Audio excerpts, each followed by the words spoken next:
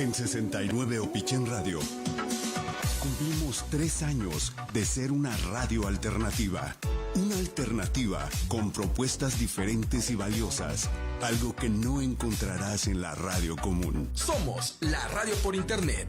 Somos 69 Opichén Radio. 69 Opichén Radio. A 3 años de historia.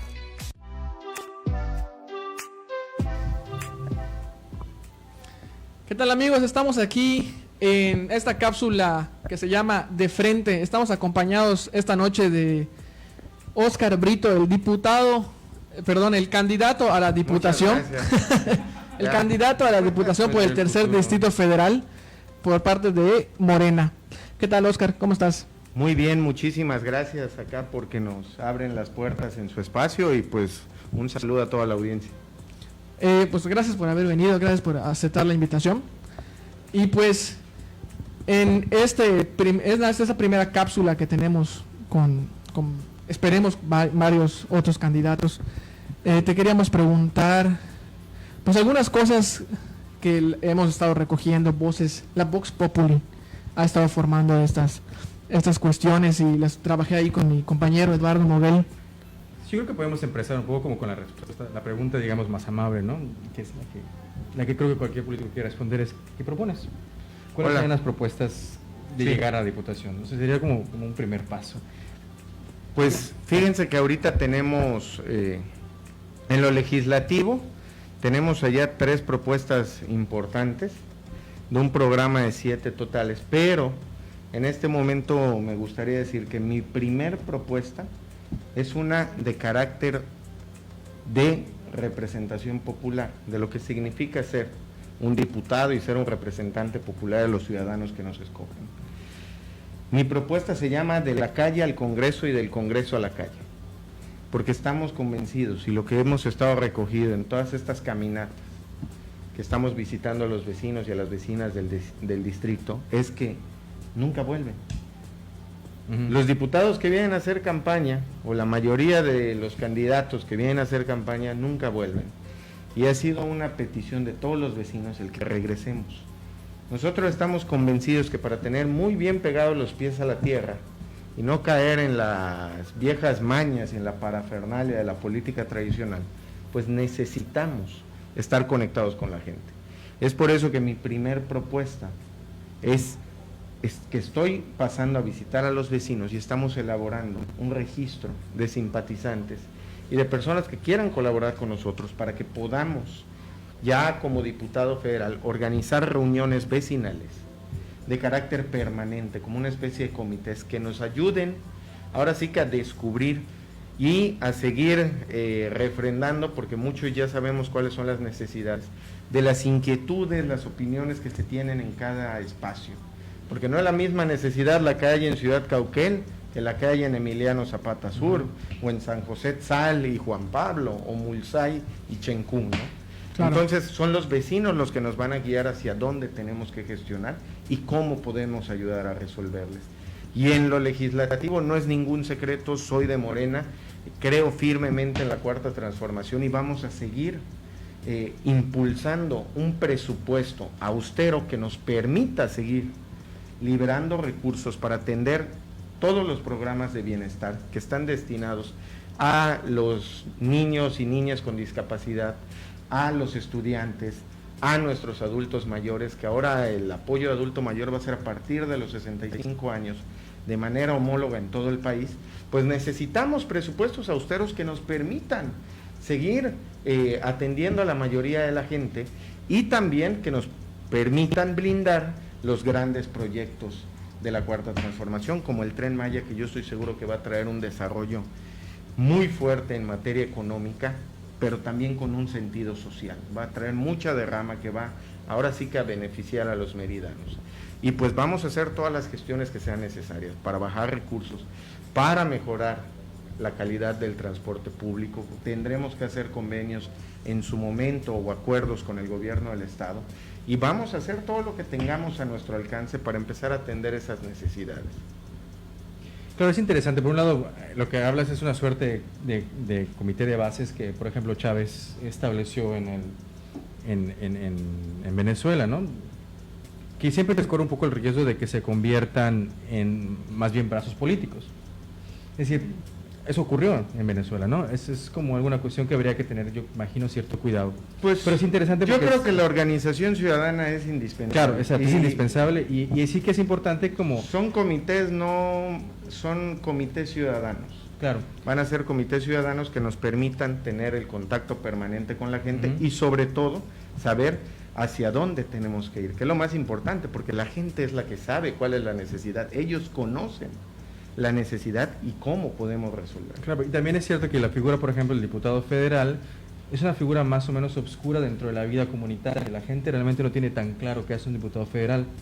También un senador, porque es como muy distante, no es como el diputado local que está allá lejos, que está ¿no? cerca. Claro, está en el Distrito Federal y por ahí votan leyes y no sabemos bien qué pasa, ¿no? Sí, claro. Que sí, es decir, es cierto, solo que yo me imagino que habría como también acotar un poco las capacidades de esos comités, que es importante, efectivamente.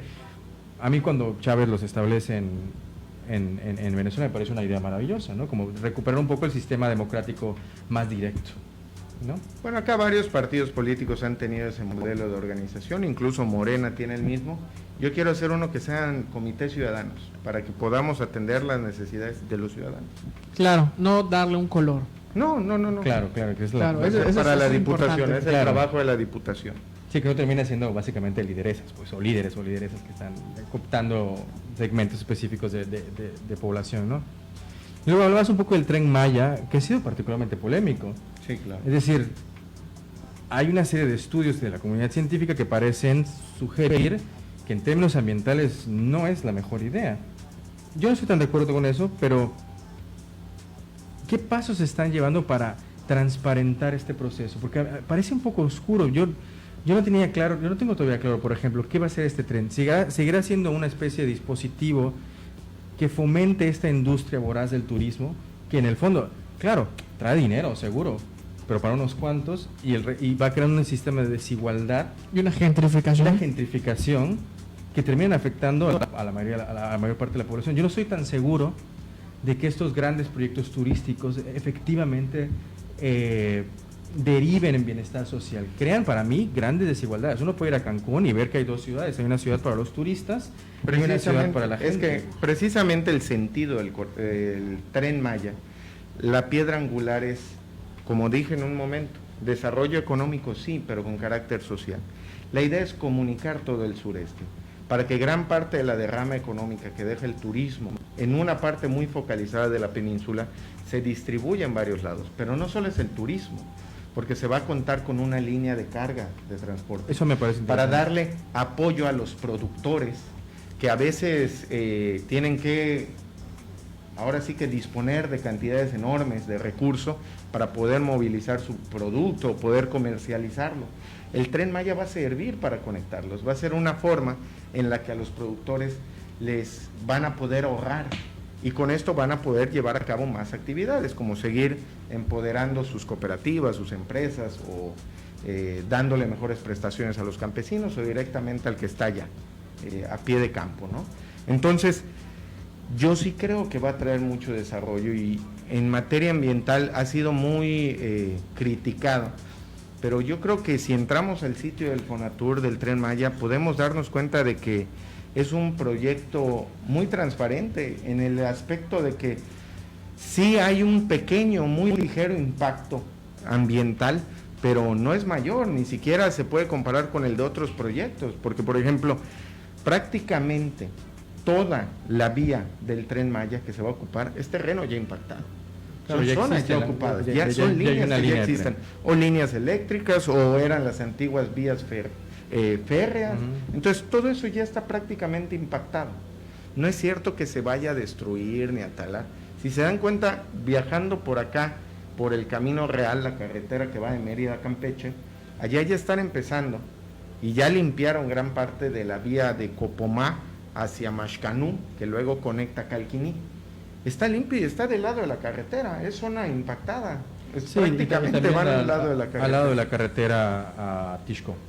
Sí, Tixco sí, también ya se limpiado. está limpiando. Pero bueno, lo que dice a mí me parece interesante que exista, por ejemplo, existe un antecedente de tren turístico que sería el Chepe, pero el Chepe es una cosa Sí, un claro. poco brutal en realidad, es decir, el Chepe cuesta ¿Es para gringos o es para mexicanos generados que pueden pagar 3,000 pesos por un viajecito? De hecho, la gente no lo usa. De hecho, el Tren Maya, la idea es que tenga precios económicos. Eso es maravilloso. Para que la recuperemos la para forma que del la- tren, maravilloso. Y es conectar la cultura, que es lo más importante, es reivindicar la cultura, que podamos salir de la ciudad de Mérida, que podamos salir de Maxcanú, que podamos salir de Izamal, de Valladolid y de todos los puntos donde está estacionado el Tren Maya.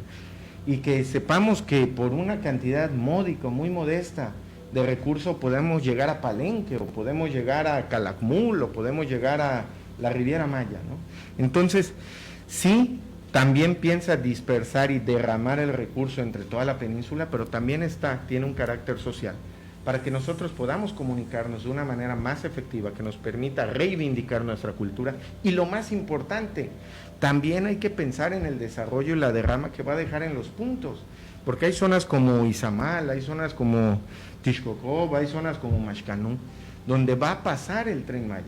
O sea, imagínense cómo va a poder incrementarse el esfuerzo y el valor del trabajo de nuestros artesanos en Maxcanú, cuando pare el Tren Maya y se les den espacios a los propios ejidatarios, a los propios artesanos de la zona, para que puedan comercializar sus productos. O sea, yo creo que eso es lo más importante, el sentido social del proyecto. Haría falta también... de Yo alguna creo que suena muy bien, ¿no?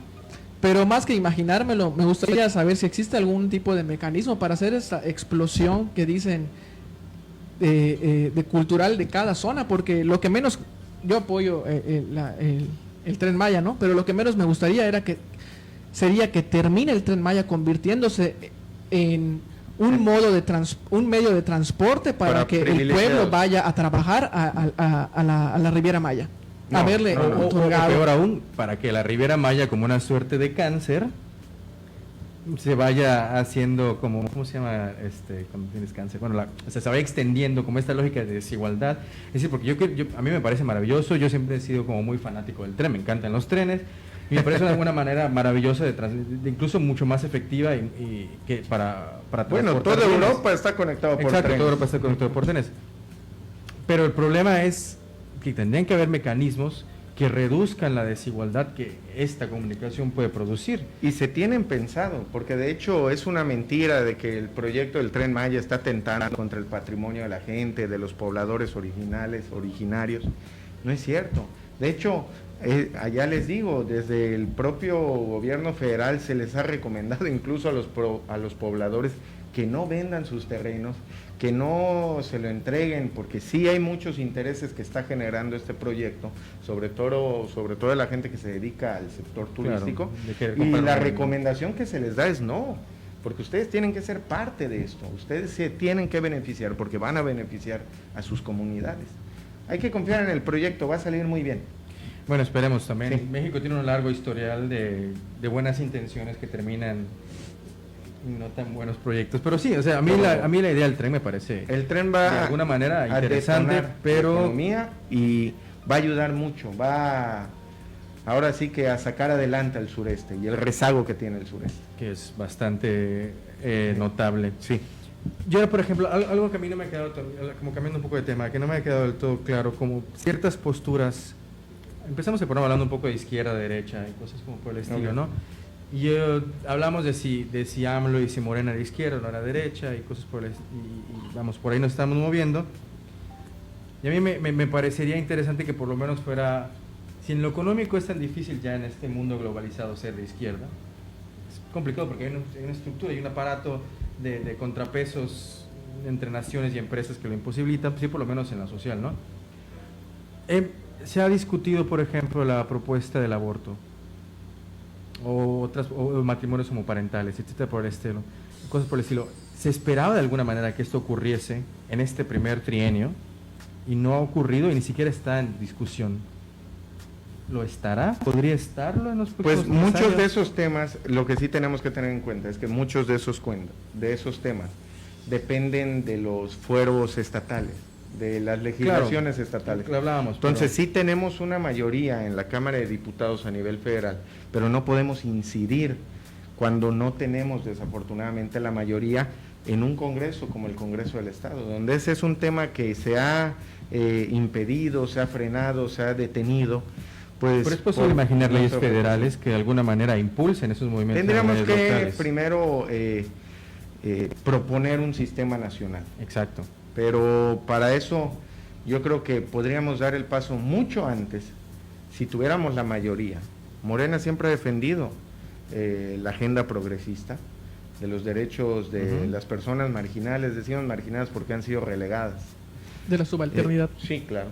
Entonces necesitamos conseguir la mayoría en la Cámara, en el Congreso del Estado, perdón, en la Cámara de Diputados a nivel federal también, pero en el Congreso del Estado, para que todas esas asignaturas pendientes se puedan llevar a cabo y se puedan empezar a atender, porque acá ni siquiera las quieren discutir, ese es el problema. Claro, pero yo soy de la idea de que una discusión a nivel federal forzaría la discusión a nivel Podríamos local. hacer exhortos, pero ahorita hay muchos temas que están pendientes todavía a nivel federal que han ido dilatando un poco este tipo de discusiones, ¿no? Pero yo creo que, mi sincera opinión, si reformamos acá, si nos hacemos de la mayoría o tenemos suficiente fuerza legislativa en este Congreso del Estado, en la legislatura que va a arrancar, no tendríamos, es más fácil llegar a consensos entre 25, como en el caso del Congreso del Estado, Claro, que en que entre 500. sí.